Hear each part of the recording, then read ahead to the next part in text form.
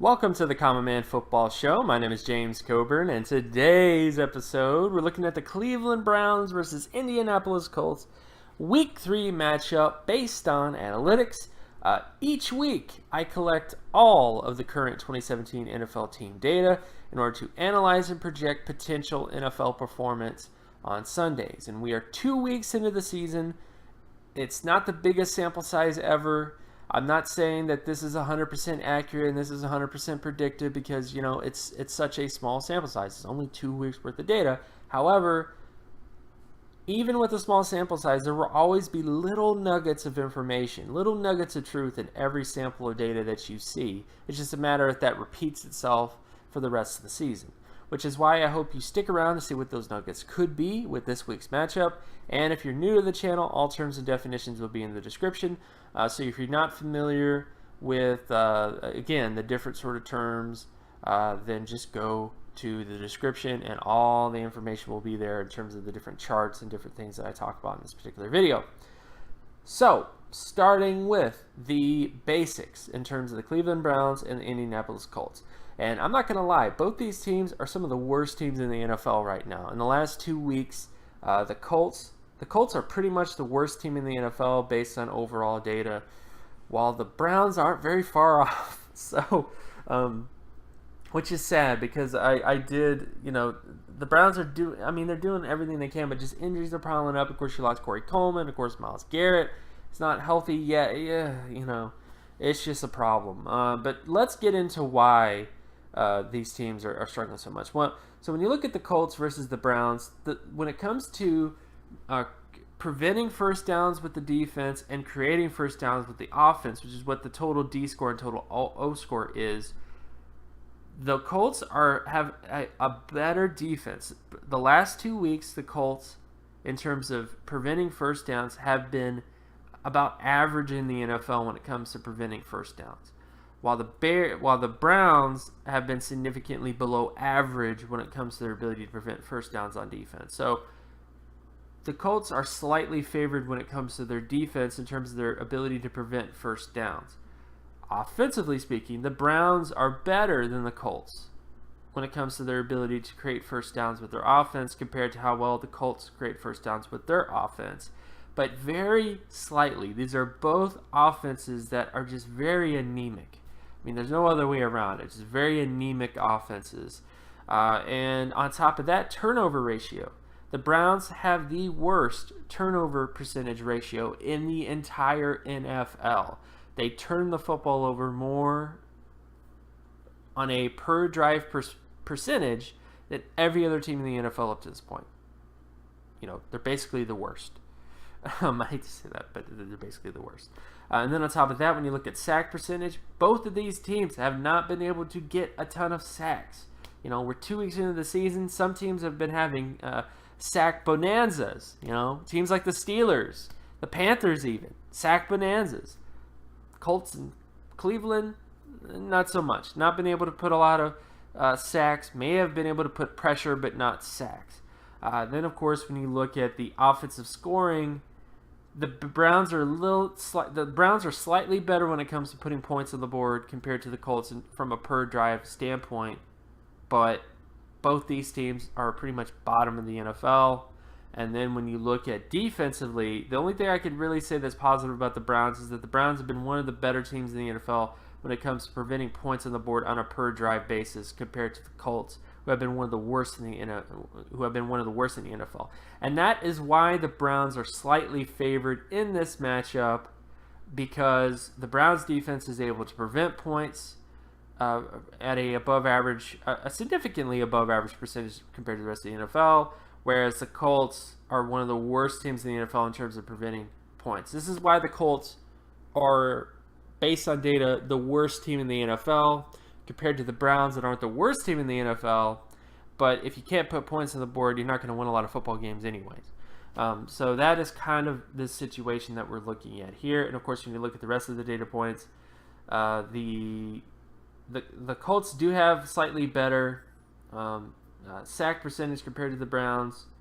Interceptions are on the Browns side, but the Browns are kind of average when it comes to interceptions. The Browns are kind of average when it comes to creating turnovers. in terms of defensive turnovers. When it comes to special teams, when you look at the kick return, the Colts are slightly favored when it comes to kick return yardage, while the Browns are slightly favored when it comes to punt return yardage. Defensively speaking, the Colts are better when it comes to preventing punt return yardage, but the Browns are a little bit better when it comes to preventing kick return yardage. And field goals favors the Browns compared to the Colts, that are kind of one of the worst in the NFL when it comes to field goal percentage. And extra point percentage is also pretty much bottoms in the NFL when it comes to the Colts versus the Browns. And punting average favors the Colts slightly. So special teams wise, it's kind of a toss-up. It kind of favors the Colts in some areas. It kind of favors the Browns in other areas. I would kind of give it to the Browns because of their field goal percentage and the extra point percentage, and a lot of that has to do with the fact that they have an offense that actually can put points on the board.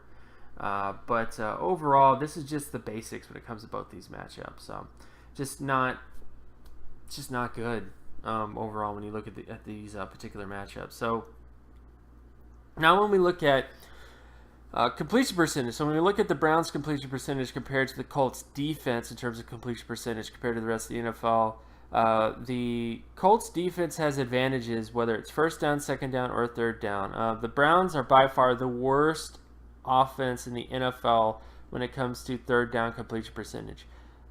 The worst up to this point through 2 weeks. So when you're the worst, anybody's better. Like anybody can be better than you when you're the worst, and that just seems to be the case right here. But it's just every situation: first down, second down, third down, bad. When you look at the Colts offense, so the Colts offense versus the Cleveland Browns defense when it comes to completion percentage.